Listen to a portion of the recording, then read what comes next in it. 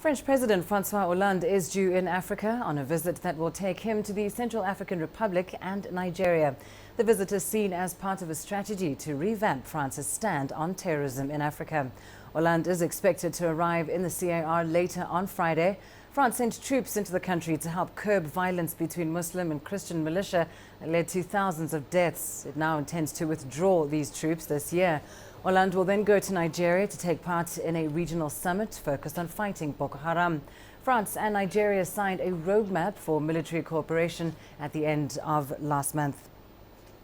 Now let's get you more details on this from CCTV's Kate Parkinson, who joins us live from Paris with the latest. Kate, just tell us, what are the expectations in Paris ahead of President Hollande's visit to the two African nations?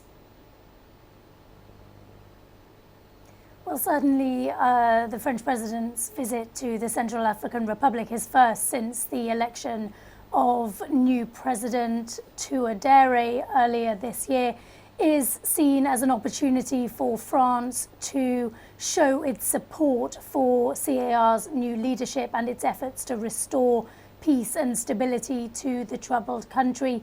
Hollande will hold talks with the newly elected president. He'll also visit a Muslim neighborhood in Bangui, which was once the center of militia violence. Certainly, C.A.R will need help as it tries to restore peace and stability, and there will be a number of issues that France is expected to raise during this visit, not least the fact that almost no one has been held responsible for horrendous human rights violations that have taken place over recent years. So fighting against impunity will be something that Hollande is likely to push during his discussions with the new leadership. It's also likely that Hollande will want to talk about facilitating the safe return of the around 1 million people who have either fled the country or are displaced within C.A.R. Certainly these are issues that the new leadership are keen to address, but they do need help as they try to not only restore stability and peace, but also protect civilians, facilitate their safe return, and also try to disarm rebel groups and militia groups that are still armed within the country. It's no easy task. C.A.R. is still deeply divided along sectarian lines, and France's help will be crucial. So this is likely to be at the top of the agenda when Hollande meets with the new leadership in Bangui today. Of course, Kate, and then he moves on to Nigeria. And we know that the Nigerian president has been reaching out to the West for help in the fight against Boko Haram. What kind of assistance might the French be willing to provide in this regard?